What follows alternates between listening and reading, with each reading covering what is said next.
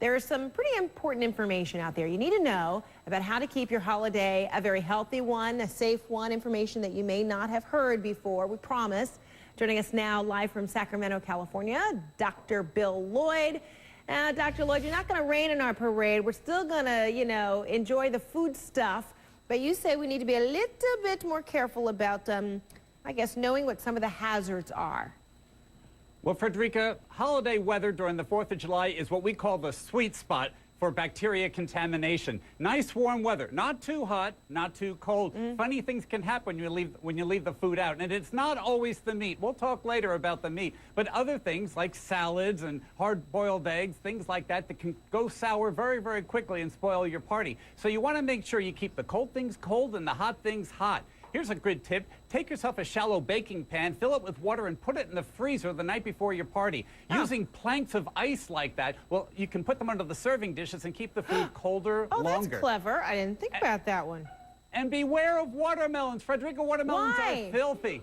They're coated in dirt. Everyone eats watermelon for the 4th of July. Yes. You bring them home, you wash them, they're still dirty. So you make sure you cut and serve the watermelon.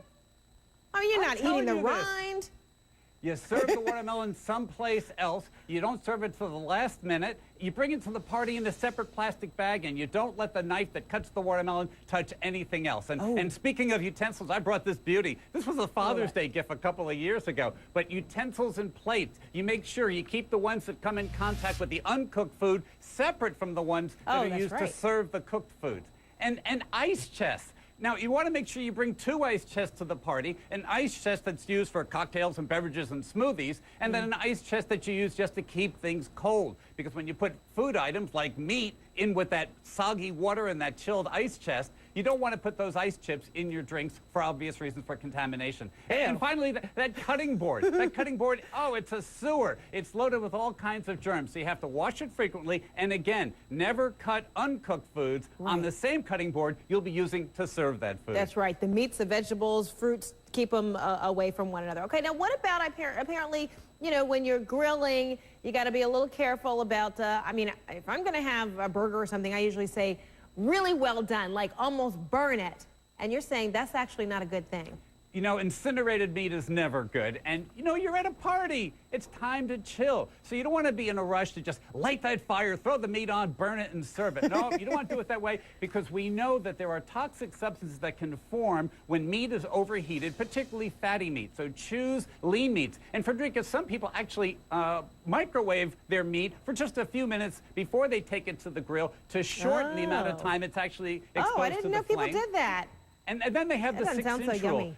You want to keep the meat about 6 inches away from the flame, and that's another way. Keep the heat down. Let the charcoals burn out for a while so you have a more moderate heat, and then keep the rack up higher.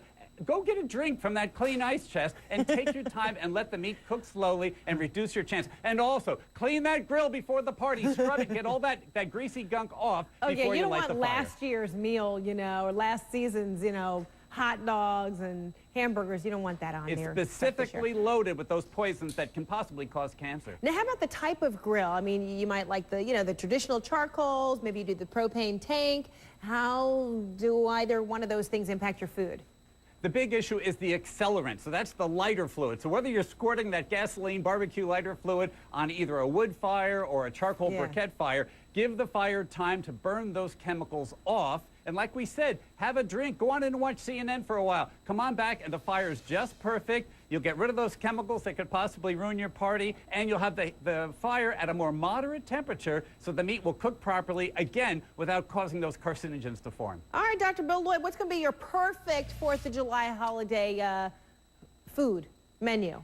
What's your most favorite? Well, my favorite one is grilled beef in a nice marinade. Be careful about marinades, though, because people like to take that marinade bowl outside and baste the meat. Hey, raw meat was in that marinade. Never bring the marinade outside. Well, wait a minute. So once you pour it over and everything, it's cooked? No. All you'll be doing is re-inoculating the meat with those same germs. Leave the marinade inside. So the fire's not going to kill off the germs? That's right. God, I'm doing it all wrong. Dr. Bill Lloyd, thank goodness we have you. We'll talk again soon. Have a good holiday weekend.